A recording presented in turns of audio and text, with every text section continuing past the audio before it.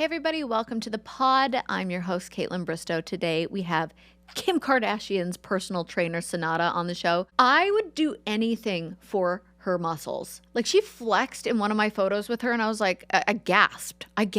Everything you would need to know about fitness. What is a macro? Where do we get started? How much protein do we need to take? How much water should we be drinking? And she has an incredible program that I am definitely going to follow. Enjoy this podcast with Senada. First of all, I don't mean to be creepy, but when you took off your jacket, I'm like, how do I get my arms to look like that? You have a program, obviously, that people can follow.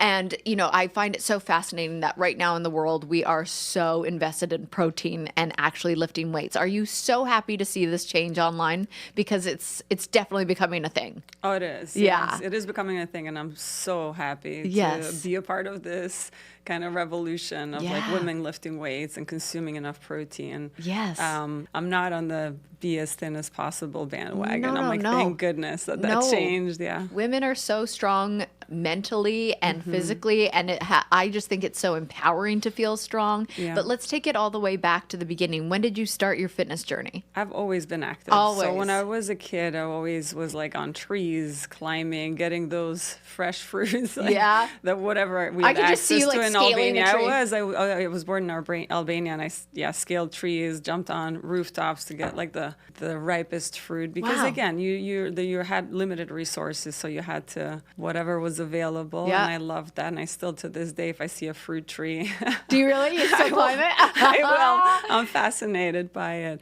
But so you'd say it's kind of like part of me. Yeah. And during my teenage years, kind of shifted. I started to develop eating disorders and body dysmorphia. So I was utilizing working out and even being in sports as a way to stay as thin as possible. Interesting. What age did you say you were? It started about 15 when I moved to the United States. It was a huge transition. You know, my body was changing, being in a new culture, kind of being made fun of a little bit because you're dressing differently. Yeah. You look different. You have a major accent. Yes. So now what can you control? And what I thought that was controllable was the weight, was what I ate, and shrunk myself to very dangerous proportions to where my teachers were like, okay, you can't participate in sports, you have to go to therapy. Wow. So I did that still, like that persisted for years till well into my 20s. Yeah. And was just going through this like yo-yo of like being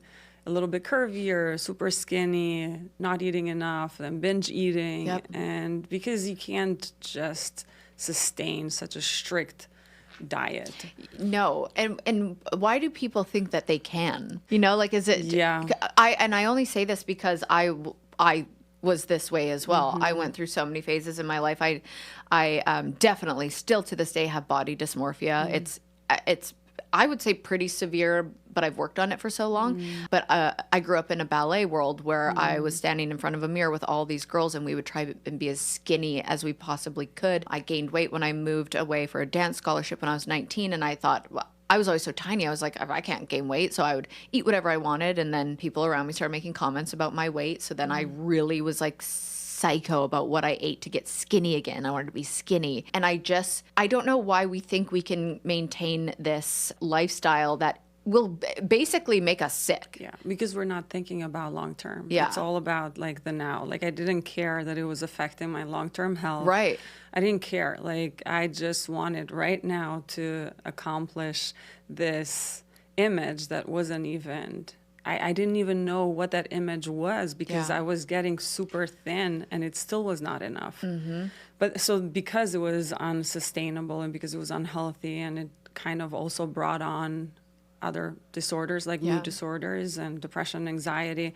So I had to figure out like what is a more sustainable way of living. Right. So started to strength train, nurture my body to now like sustain this aspect of activity, this strength training, and that kind of shifted everything. It shifted my perspective on training for health and longevity versus for physical how I look right now. Because I always say like the appearance, the aesthetics are a byproduct if you're doing the right things for your health long term, whether that's working out, whether that's recovery, sleep, nutrition, Yep. and all of those aspects. I feel like a lot of people, get intimidated by health journeys or starting somewhere, especially with lifting weights, especially with getting as much protein as you get. Where should somebody start if they're interested and they do want to think about the longevity of their health? I always say start first thing, just start, and then start small.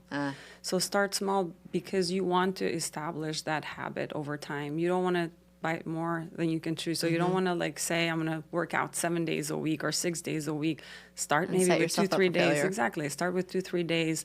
Start with 20 minutes. If you can't do 20 minutes, start with 5 minutes. Establish that habit. They'll take you far. In wanting to create that habit, make sure that you schedule it in your schedule. So like you're scheduling meetings, for example, throw that in your schedule. So like from whatever that works for you, 7 o'clock. I say when you're first starting out, it would be great if you can have it in the beginning of your day so that you don't leave it up to chance later on in the day when stuff happens, life happens. So, and then decide where you're going to do it. So it's like where, what time, what are you going to do? Make sure that you have a program that you follow so that you're eliminating some of that anxiety of having to figure out what you're going to do. So, and then whether it's at home or at the gym, if you're going to the gym, familiarize yourself with the gym so that you're not just kind of wasting that time that you have space for working out to just walking around the gym and getting overwhelmed. Yeah. And I guess a follow-up program, start small. Start, like I said, even if 5 minutes to create that habit. Yeah. And when it comes to eating protein, there is obviously optimization of how you have protein, starting the day with 15, 30 grams of protein.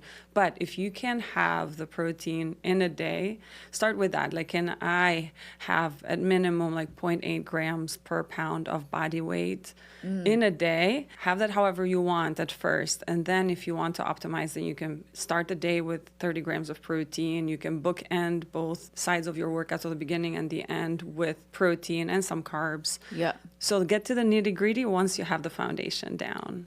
I think about this with getting protein in. Is it, this one woman, I met her at a wedding and I admired her body. It was just strong and beautiful and healthy, and she was glowing, and she was probably 65.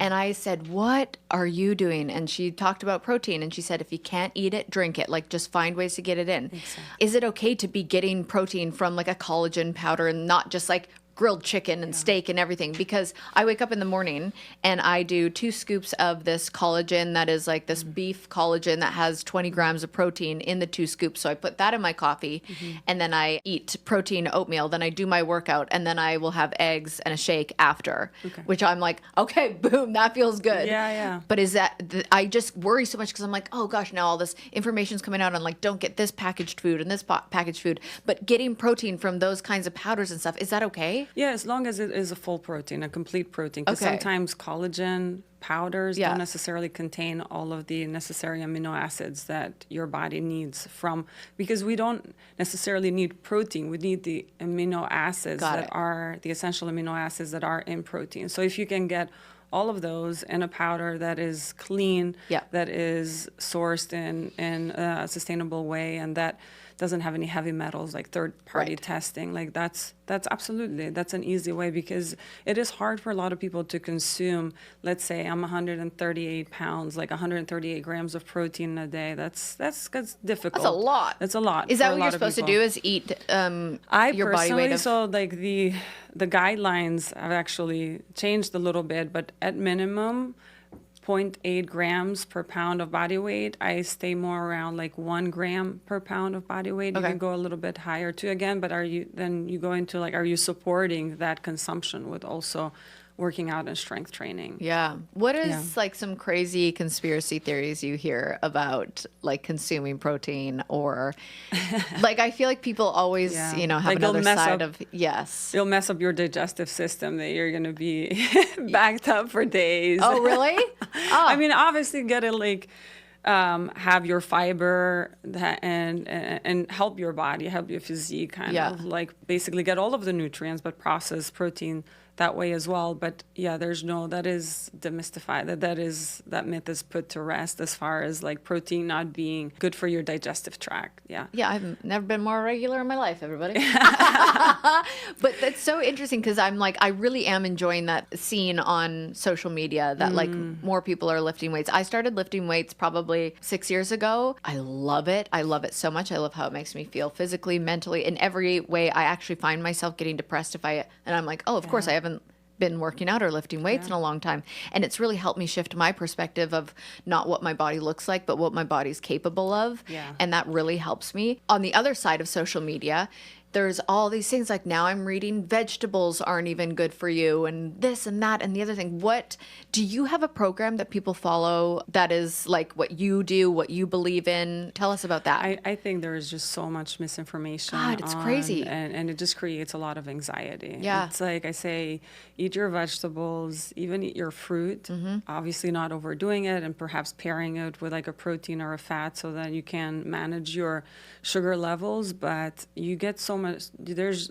nutrition there, there's nutrients. So it's ridiculous when somebody compares like an apple to a donut. Like, come on. Yeah. Like that's not the same thing because you actually are getting fiber and you're getting certain nutrients from the apple that you're not getting from a donut. Right. No matter if their sugar, content is the same. Like that's a ridiculous comparison. Is actually comparing apples to donuts. Literally. You know what I mean? Literally. So like my mom will send reels about spinach. Like spinach is bad. Yeah. I'm like, Mom, like put that stuff aside.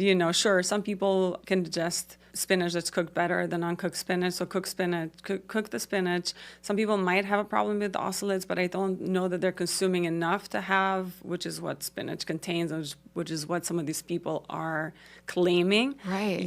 That it's not good for you, but some people are completely fine with it. And again, they're not consuming it in the amount that it will affect them. Do you have like a... But there is in my app, we do have You do? We provide programs, meal programs for people to follow. Oh, okay. So that, you're inputting the information in the We Rise app, you're putting in all of your information and then what your goals are, and then you'll spit out like a meal plan beside obviously the workout program, but also a meal plan. And then you can, you're like, oh, I don't like salmon, so then you can switch up whatever. Oh, okay, great. Recipes. How do people tell us about your program? Oh, we were going there already. Yeah, let's jump in. It's the We Rise app. The best way to go about it is to go to werise.xyz, like WERISE.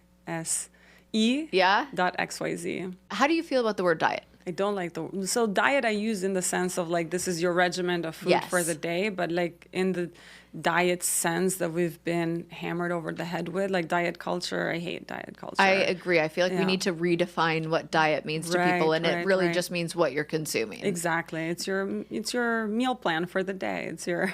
What do you think the most important things to focus on if we're using the word diet in a healthy, mindful way? What is the most important thing to focus on? Consuming enough protein. It is. Protein is essential. Yeah. Literally, like there is no necessarily essential nutrients and carbs, but like protein is essential for most of the functions, most of the biological functions of your body, from muscle synthesis to your bones, to your brain, to your heart, like pretty much every single biological function in your body is supported by protein. Wow. And then obviously carbs are helpful in your instantaneous energy, in consumption of fiber, and then fats obviously for hormone health, brain health. Right. So all of those play a role. And we've villainized carbohydrates for so long, and it's just because we're just not consuming the right carbs. What are the right carbs? Well, it's the complex carbs that don't just spike up your blood sugar, like a donut. Yeah. You know what I mean? Right. But if you're consuming like quinoa and ancient grains or sweet potatoes, like complex carbs. Yes. And then if you're consuming berries, like I love berries, and it's another source of like healthy carb, but also like amazing antioxidants. What else? And greens, I have as much of dark leafy greens as I can. That's Yeah. like how I start my dinners, like the largest bowl of leafy greens That's with olive oil, lemon, and salt, and just onions, and that's how I start. And If then people watched me in my house, they would laugh. I live alone, and I think sometimes, like, I will just go, if I'm hungry and snacky, I'll go and I will just shovel spinach, just raw dog spinach right Wow, down. okay, I love it. That's amazing. Okay, I don't know why. I'm like, I've never raw dog spinach. Oh, But I raw dog it every couple hours. It's just something I like grab handfuls of it and I just shove it in my mouth. I don't know, but I think people get overwhelmed back to the protein thing of taking it all and how that's the most beneficial thing for you. How can people get in protein if they're, people are like, I don't want to shove another steak down my throat or chicken. Like how do you recommend getting the right amount of protein? Ideally, you'd want to include some of those sources because they contain a lot of nutrients, and the best type of protein is unfortunately from animals, is animal protein. But if you are unable to, then you can. Tofu is a good source for vegans. You have to be careful with like quinoa. Quinoa is not necessarily like a complete source or a good source of all of the amino acids, but whey protein or even vegan protein can be good sources to add. My girlfriend laughed at me when I was like, I'm going to ask her about this. And my girlfriend was like, most people know that. But I don't think most people know this. What is a macro? Macronutrients. So these are like the basic nutrients that your body needs. So macronutrients are protein, carbs, and fats. Okay. So those are like the big things. Yeah. And then you have the micronutrients that you find in, vegetables and fruits and all of that. Okay. And so what is like, people always say about calories in versus calories out. I feel like macros and calories in, calories out, I'm overwhelmed already. So the calories come from macros. Yeah. So there is 4 calories per gram of protein or carb. Yeah. And then there is 9 calories per gram of fat. Okay. So say you have something that contains 10 grams of protein. Yeah. That is 40 calories. So 4 times 10, that's 40 calories. So that's where your calories come from. Okay. Micronutrients don't necessarily go towards that. Got it. Does that make sense? Yes, it actually does. Okay. Yes. So that's where we kind of put, together the amount of calories that you should be consuming in a day. It's coming from protein, it's coming from carbs, and then it's coming from fats. Okay. And you can play around with those components, but there's ideal ways and ideal percentages that you should be consuming protein, carbs, and fats. Do you suggest doing the carbs more in the morning and not so much at night? I suggest spreading them out. Just spreading them out. Yeah, Okay. spreading them out just so you can give your body a balanced, nurture your body in a balanced way. A lot of people, what they do is that they start the day with like just protein or, not a lot of carbs, and then they end up binging carbs at night. Yes. And, that's not necessarily the best way to nurture your body. So Yeah. if you can spread it out, that will kind of reduce that potential of over-consuming carbs at night. This show is sponsored by BetterHelp. You know what we don't talk enough about is the fact that we're not meant to figure everything out alone. Even from me, hyper-independent Kaitlyn, which is also a trauma response that I learned in therapy. We all have that one friend, obviously, that can give great advice, but at the end of the day, even the best support system is not a replacement for a professional. And that's where therapy comes in. Now, I live for the idea of therapy, not just for when things get overwhelming and too hard, but also as maintenance and for when you just want to continue to grow, set boundaries, navigate life's changes with a little extra guidance. It truly has changed my life in so many ways. And with BetterHelp, you don't have to stress about the logistics of finding a therapist because BetterHelp is entirely online. So it works with your schedule, whether you're at home, on the go, or you just prefer talking things through from the comfort of your couch. I hear you. That is also me. That's what I do. So with over 30,000 licensed therapists and the option to switch anytime at no extra cost, you can find someone who really gets you. So if you've been thinking about therapy, take this as your sign. Build your support system with BetterHelp. Visit betterhelp.com/vine to get 10% off your first month. That's BetterHelp,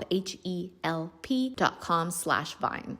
Okay, let me ask you something. How often do you take time for you? Like to grow, reflect, maybe even laugh and giggle a little? Well, I've got your new go-to, and it's Self-Conscious with Chrissy Teigen on Audible. You know Chrissy, she's hilarious, she's unfiltered, and just like us, figuring it all out as she goes. And on this podcast, she dives deep into personal growth with some of the most brilliant minds out there, like Mel Robbins, we love Adam Grant, Gabby Bernstein. It's real, it's insightful, and honestly, it feels like you're hanging out with just a super wise bestie. Each week, Chrissy unpacks these big life-changing ideas, but makes them super relatable and gives you practical tools that you can actually use. Whether you're totally new to this whole well-being journey or you're a second self-help junkie, Chrissy's got something for you. So here's the deal. Self-Conscious with Chrissy Teigen is the new wellness podcast from Audible. Expand your self-awareness, gain valuable insights, and become more self-conscious. New episodes drop each week. Go to audible.com/Chrissy podcast or wherever you get your podcasts and start listening today.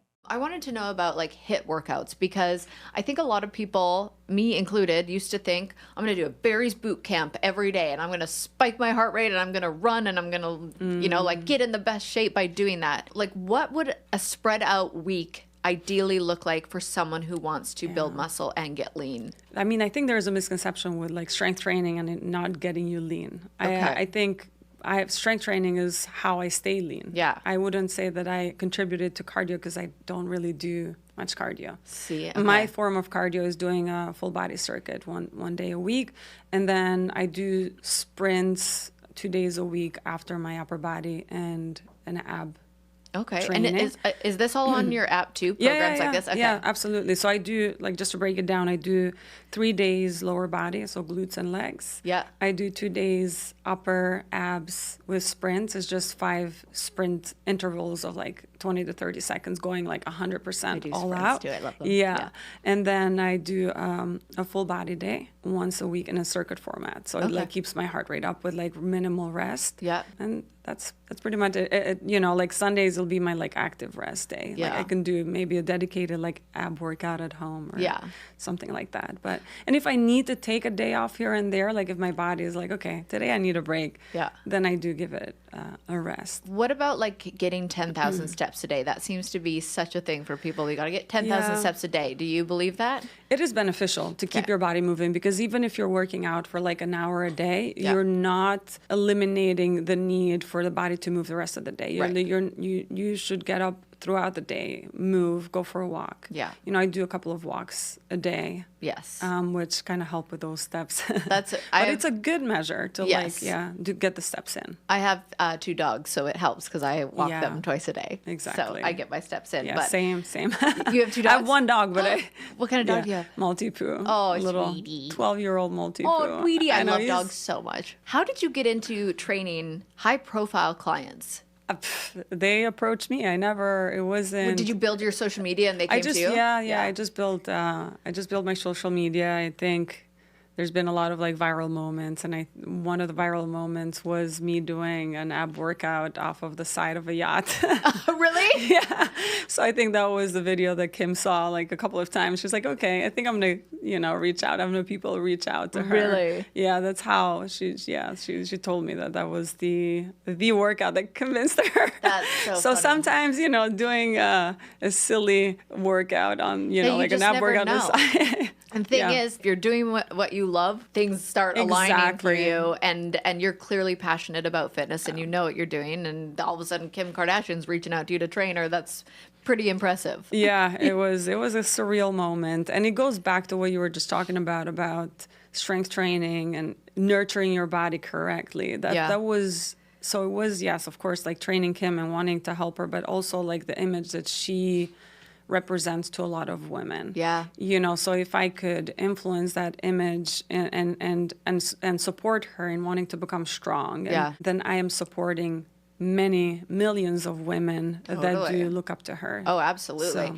And I heard her talking on, I can't remember what, she's on everything, so I don't know what it was, but she talks about how she will like just lift weights for 2 hours a day. And I think that really shocks people because I think so many people have the wrong impression about weights. Yeah, they do. So it's good to have a voice like that with somebody that has so many followers be like, no, lift weights. So I think when people think of strength training, they have these images of like really bulked up women that have a ton of muscle, that are competing at the highest level of bodybuilding. And it's for them, there's so much dedication that goes behind that, and potentially, other things too, to achieve that level of physique that most women Could never. Will not. Yeah. Absolutely. It's that, that I don't want to get bulky thing. I think that any trainer. It's so debunked right now. Yes.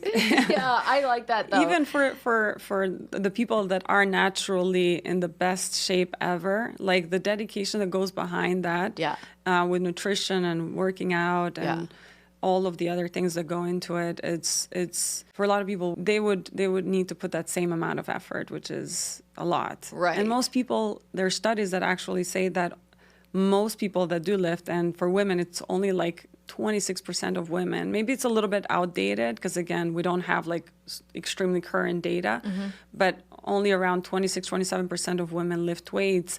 And when they're lifting, they're choosing a weight that's not even half of their one rep max. Maybe it was like 53%. So you're basically not choosing a heavy enough weight to recruit that muscle hypertrophy, like the muscle building that. Right. Yeah. And people have to understand that, like you said earlier, it's starting small. You build your way up to being able to, working out and lifting weights, I do believe is very intimidating. But once you start and you have a trainer or you have a program to follow and it becomes less intimidating, then you get empowered from it. And then you're like, I can do anything. Absolutely. It translates into so many other areas of life. It's not just about like the physical strength and how you look, but it just gives you a different sense of like motivation and confidence that I've never had from anything else. Wow. Yeah. That's really cool. Where did you live before LA? Well, LA is still not home 100%, believe it or not. Oh, really? But Miami, I've lived all over the place. Miami, New York, Washington, D.C. Did you just come here to train celebs? Pretty much. Wow, cool. Yeah. Wow, that's fun. Yeah. Now we're figuring out where the next step. Yeah. We need some roots.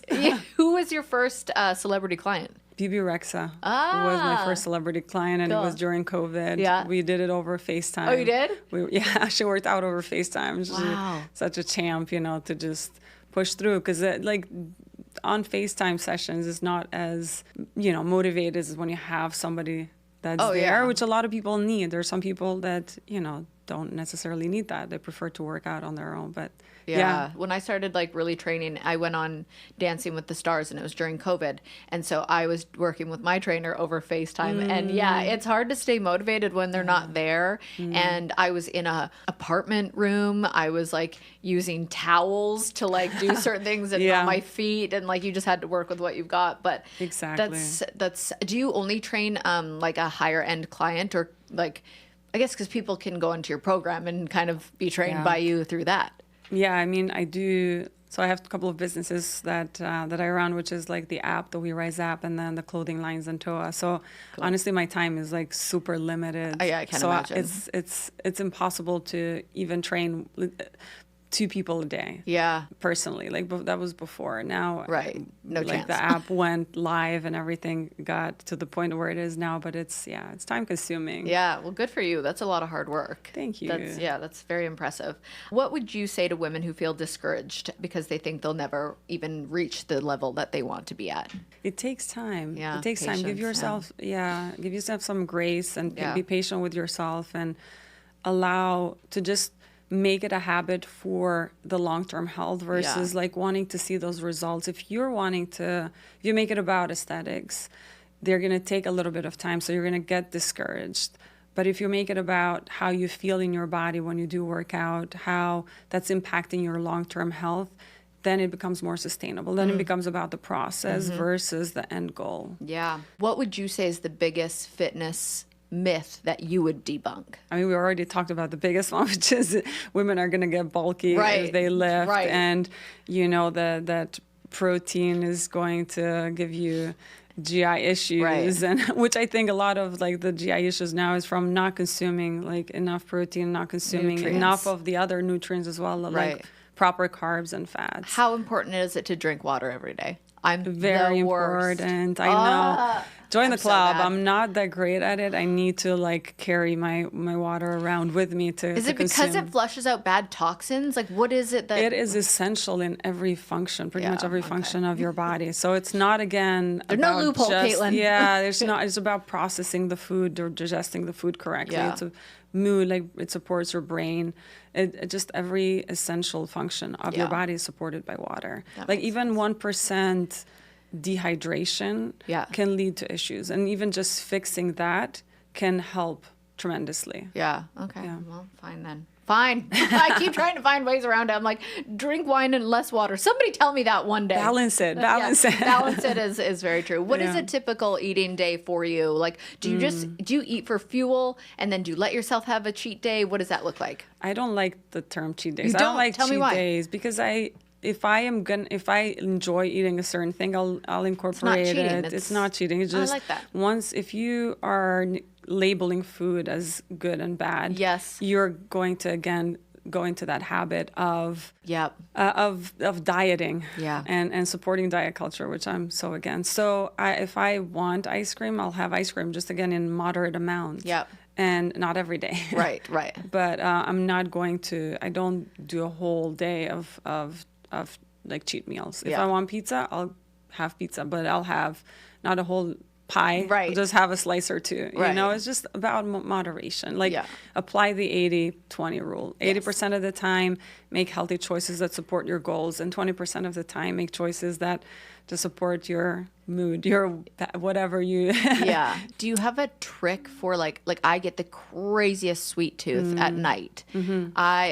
I am so dialed my whole day, and then like 8 p.m. I'm like, I want ice cream, I want treats, I want wine, I want snacks. Yeah. Do you have like something that you're like, this actually is a good thing to eat? It's protein, it's sweet, it's like...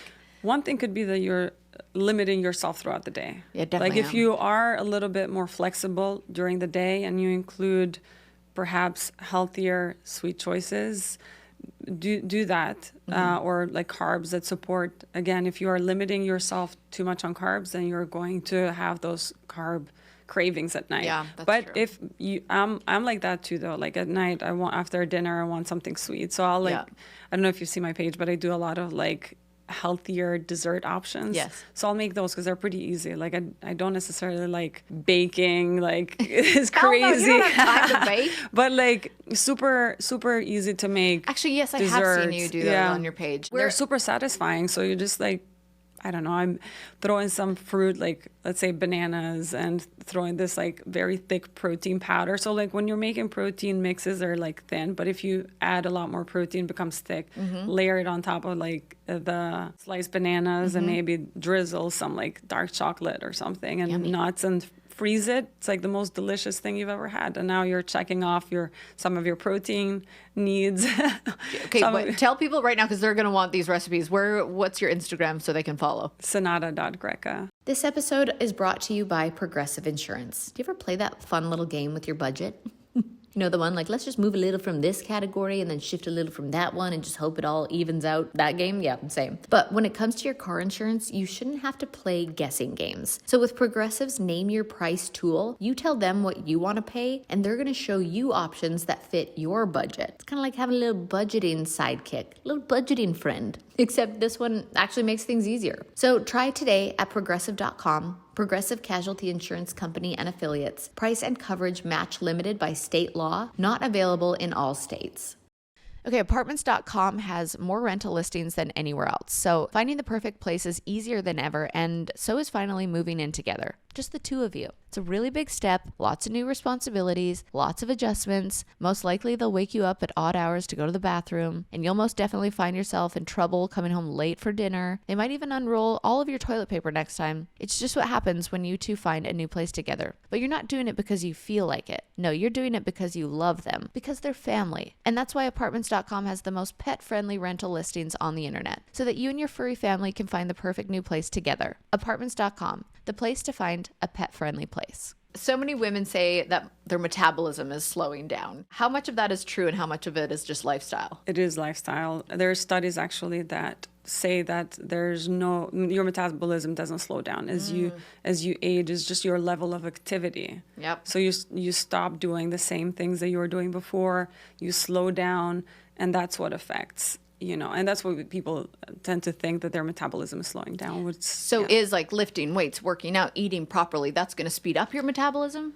Absolutely. Yeah, okay. Absolutely. Like strength training, eating protein, actually, believe it or not, because now you're consuming, it takes more calories to burn protein than it takes to burn carbs and fats and all of the other stuff. What other kind of workouts do you enjoy besides strength training? Do you like Pilates? Because I love Pilates so much. I don't necessarily do Pilates. I've done it a couple of times with Kim, actually, and it's enjoyable. Yeah. And it will, if it gives you satisfaction, if you like it, you should absolutely do it. Yeah. Is it going to get you to gain the muscle mass that we need for longevity?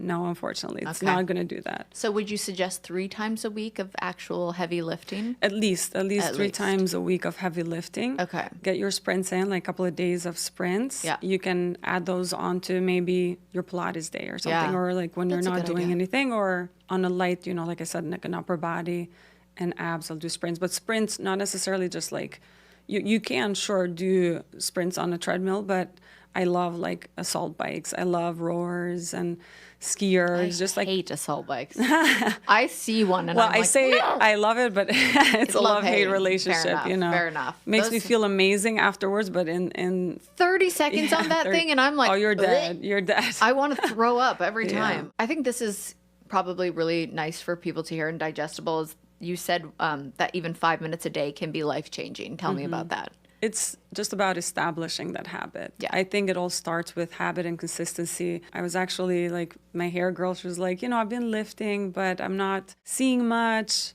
I'm not really consistent. I'm like, that's key. Like, doesn't matter if you're lifting 3 days a week, 1 week, and then the next week you're skipping, the gym, and then the other week you're maybe doing 1 or 2. It's like, if consistency is key. So even if you're starting with like, 2 days, but you're making that a habit to do every week. So it's not that the 5 minutes is going to create an impact, but it's creating a habit. It's creating a habit. And then that 5 minutes is you're almost intrinsically going to want to do more, because now you're like, well, I'm already in it. Exactly. Exactly. That's the hardest part for working out. I always say it is just getting your shoes on. It's always, and once you get going, you're like, I want more. It's about getting to the gym or getting to your little place of workout in your home. It's just about making that decision, because it's all about like that decision.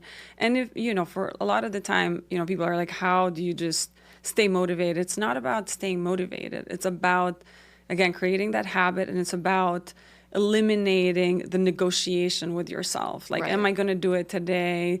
I don't feel like doing it. Just almost like blindly do it. Just take action. You definitely will not regret it. Exactly. You will not walk away from that workout and be like, no, I shouldn't have done that. Yes, exactly. I mean, those are typically, for most people, like for me, like the best workouts, the workouts that almost didn't happen. Yeah, totally. Yeah. I agree with that. I wanted to talk about the benefits of cold and hot exposure therapy in recovery. I have a sauna and a cold plunge at my house. I'm obsessed. I just want to make sure I'm doing it right. Yeah.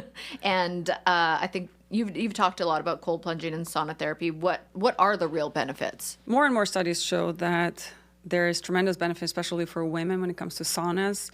Cold plunging are beneficial too, but the protocol there is a little different from men. And I think what initially was being put out was more like men data, which is different for women. Men protocols, for women, it's like just a 30-second exposure, like 55, 56 degrees Fahrenheit, just because our bodies are built different. Our hormones are different than those of men. So our bodies, if exposed to cold for too long at very low temperatures, go into like a shutdown mode. Right. So if you want to get the benefits, 30 seconds at 50, 55, 56. I mean, you can go up to like 2 minutes, but again, you got to play with the temperature. I do 3 minutes. Not get, at what temperature? 50. it's a little bit lower. Okay. Yeah. So I would maybe, again, these are what studies show No, I'm listening to you. increase it a little bit. I'm not listening to me. I'm listening to you. Because we get into that shivering aspect a lot faster than men. Yeah. And again, we don't want to create a hormonal response that's negative. Right. For saunas, 30 minutes, super beneficial. And I think the degrees Fahrenheit is, I might not be remembering this right, but like 100 and above 170.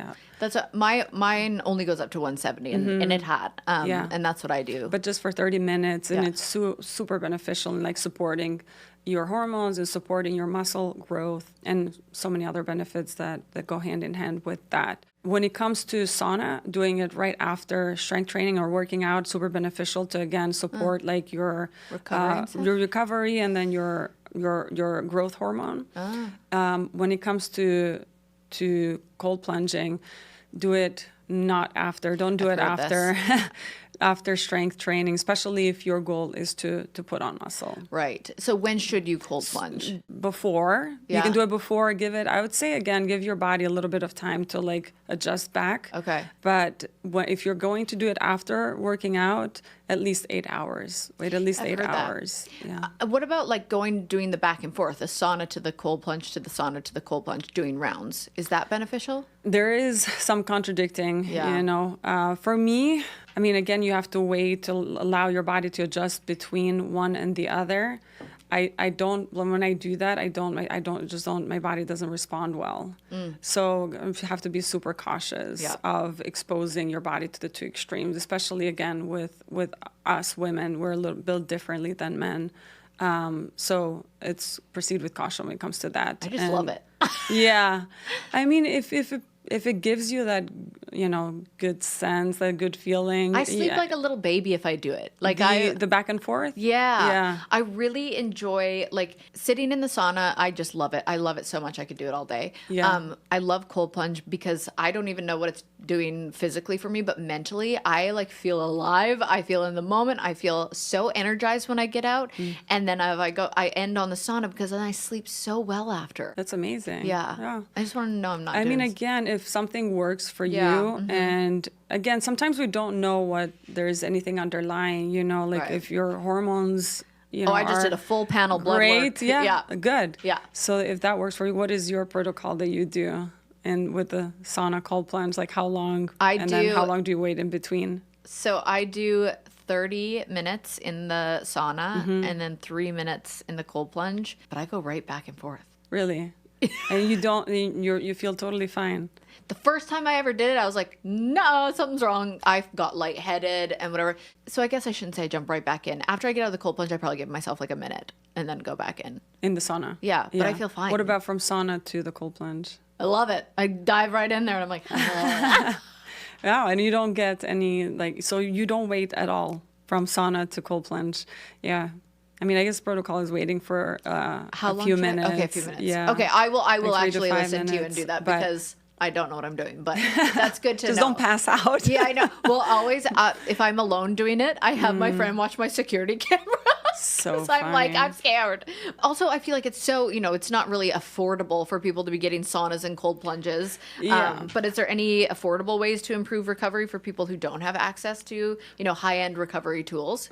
Absolutely. And that's what I always say, start with like the options that are accessible to you, because most people don't have those. Like me traveling, like I don't have those options. When I do go somewhere that has, a sauna and a cold plunge, I'll take advantage of it. Yeah. But most of the time I'm just using breath work and meditation to recover. Those are kind of my go-to tools. Yeah, I love meditation. Yeah, I went to Bali, India before that, but Bali more recently to get certified in breath work and meditation. And it's just the most amazing experience. Wow. Yeah, what do you profound. think breath work, besides the obvious of regulating your breath and calming down and feeling, what is the benefits of breath work? They're so vast. I mean, they've been studied to, like you said, to regulate your parasympathetic versus sympathetic, especially for women, because we're so much functioning from a sympathetic place to moving into, which is the fight or flight, to moving into a parasympathetic, which is that more of a rest and digest, which we really need. Yeah. And again, it improves your cardiovascular health, your cognitive health. There is such a vast array that has been studied. Your immune function is improved by breathwork and meditation. Wow. And this is all studied. This is not like woo-woo Yeah. stuff. This but is facts. yeah, and Yeah. it does help with recovery, with your tissue generation Yeah. and healing Yeah. as well. Do you incorporate that into your program as well? Yeah, That's probably why you went to. And there's yeah. also I wanted to make it accessible for people, so they're not like 30-minute an hour sessions. Right. You know, ideally if a person has time, but it's like 5-10 minutes of breath work and meditation. Which that's anybody on can there. do. Think of how fast somebody scrolls for an hour and doesn't realize I it. just do it like right now. I used to do the hour-long sessions. Right now I've had no time, so I do 10 minutes in the morning. Right. I know we touched on this a bit with overcoming, certain anxiety, depression, eating disorders. I like that you're open about that because I think a lot of people struggle and feel, alone, of course, if anything like that in life, depression. And fitness, obviously, I think is a tremendous tool to help overcome. What advice would you give somebody if they are struggling eating disorder? If because sometimes even talking about food or especially, and I know you probably understand this because when you have been through an eating disorder, thinking of eating a lot of protein might be triggering for some people because you feel like I shouldn't be eating this much. But what would your approach be to people who have been in situations like yours? Well, first of all, speak to somebody because every situation is so personal, and there's a lot going on there, not just eating. There's a lot of other things that probably need to be unearthed. As with everything, start small, making sure that your body is responding well to it, and add slowly. You'll see that actually eating protein is more supportive of your goals. And eating more protein actually helps with satiety and staying full and feeling satisfied. So it's going to actually be beneficial in those aspects. Like for me, what helped a lot is also not necessarily if you are dealing with some sort of an eating disorder. And again, like I said, speak to somebody, but also go and approach this in a more intuitive way, and not necessarily maybe potentially even staying away from counting anything, counting grams, counting calories, your weight, so number on exactly the scale, so intuitive eating is what helped me. I put away scales, I put away nutrition labels, and just started to eat intuitively. I did a 8-week intuitive eating course that really Amazing. helped me. Yeah, it was really amazing. And I know that, you spoke on being bullied when you were 15 years old. So even for moms listening whose kids, they're seeing social media of all these bodies and what things should look like. We saw probably like magazines and all of those kinds of things. But what would be your message to the moms who have kids out there that are going through that phase that you've been there? Well, like how did you overcome it at such a young age? I unfortunately had to take my matters into my own hands. I was like struggling with it in college, so I knew that there was a problem. So I went and did speak to a therapist about it, and she, like, her approach was actually recommending a book that you went, and I don't know if this works for everybody, but I went to the grocery store and got everything, like all of the bad foods, and like made them not taboo. Yeah. So it's like making those foods not taboo and kind of normalizing everything. Yeah. Which is a different approach for it's not necessarily the approach for everybody. Now you go to the grocery store and like fill up your cart with everything inside. But for me, that was necessary to overcome the good versus bad foods. Yeah, I think that's such a cool message that's starting to happen. There's even like accounts on Instagram for it now where it's like eating in color instead of good and bad, and how we label food. It's I like that people are working on that. And for parents out there, it starts with kind of setting up an example and being cautious about how we speak about our own bodies and how we speak about food, and not shaming anything or anyone or even yourself. They're listening.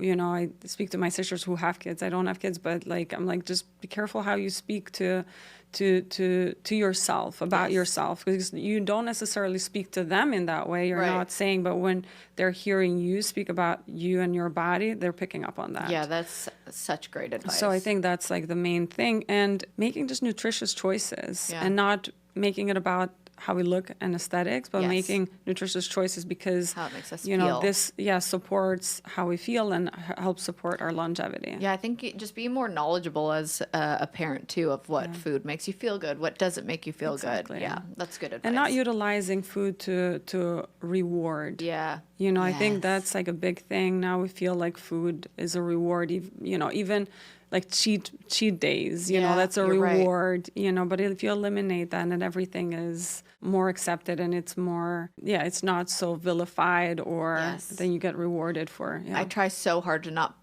like, oh, I ate so bad, so I better work out extra hard today. And I have to work out like this because I'm going to be eating this tonight. Like I am really trying to shift my whole perspective around that too. Exactly. It should be about this is not that I have to do it because I ate bad. It's like I get to do it. I get to move. I get to support my physical health. But for me, it's like my mental health personally. It's like I get to support my mental health now, and I get to support, God forbid, any issues that might occur. Yeah, exactly. In the future. Absolutely. Okay, a few rapid fire questions before I let you go. Oh boy, okay. Favorite food?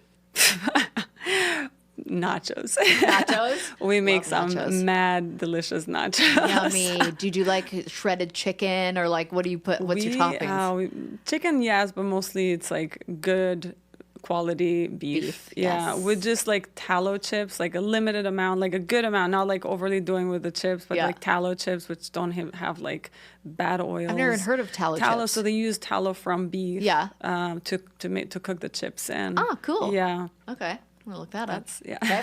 Least favorite exercise? Pull-ups. Oh. Pull-ups. But I force myself to do them twice a week. Wow. Yeah. I can. Well, I do banded pull-ups. Yeah, but my there you go. gosh. That's good. What's one celebrity that you would love to train but haven't had the opportunity to yet? Bucket list. Rihanna. Oh, good one. I love Rihanna.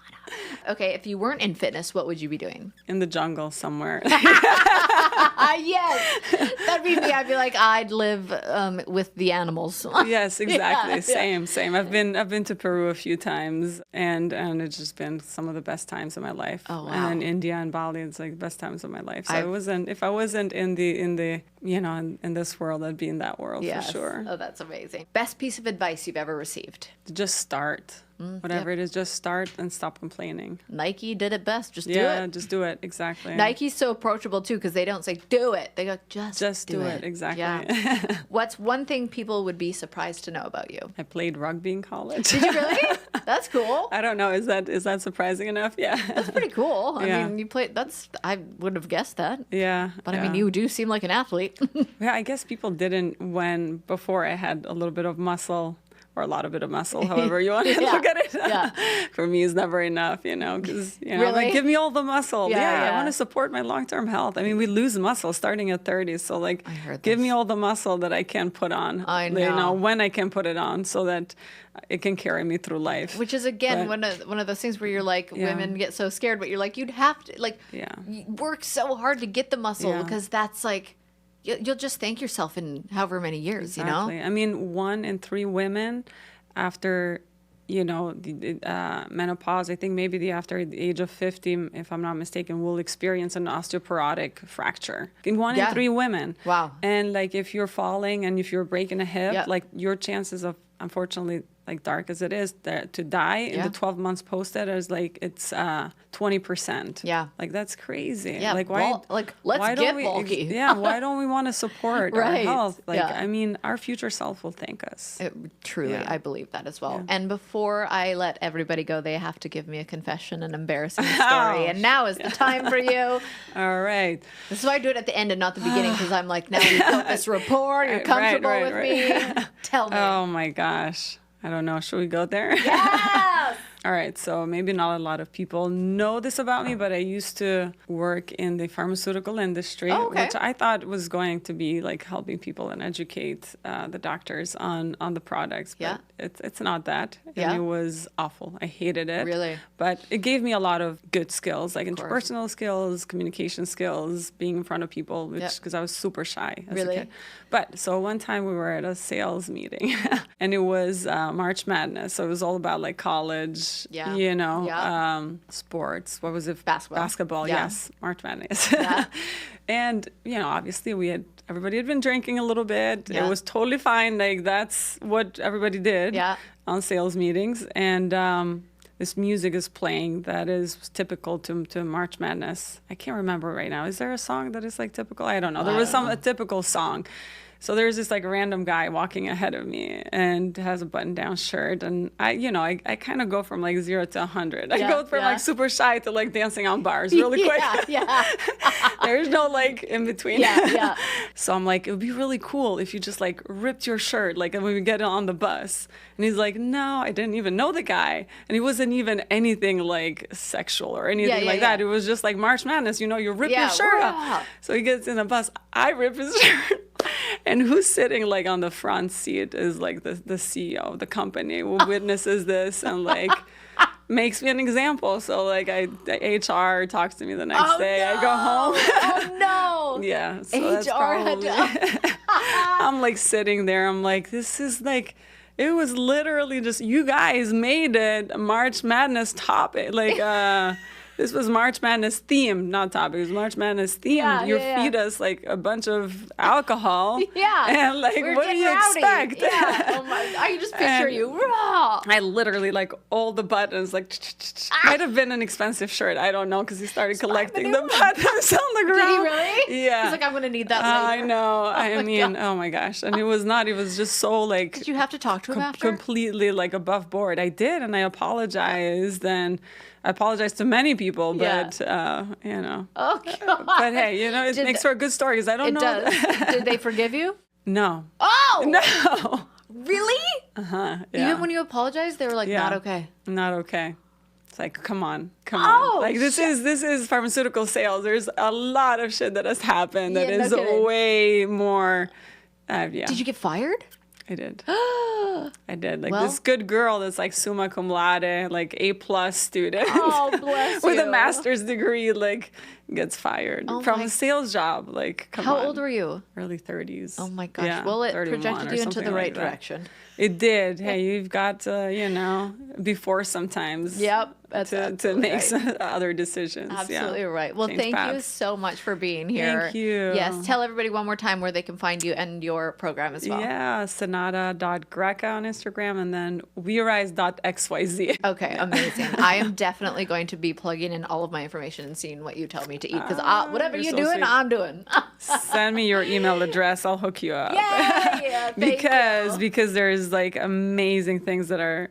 Maybe by the time that this launches, that will already happen. But we've got 5 new experts coming on the We Rise app that are not about fitness, but all about different areas that women need help in their lives with. You know, amazing. like trauma therapy, Wow. career, relationships, imposter syndrome, and then nutrition.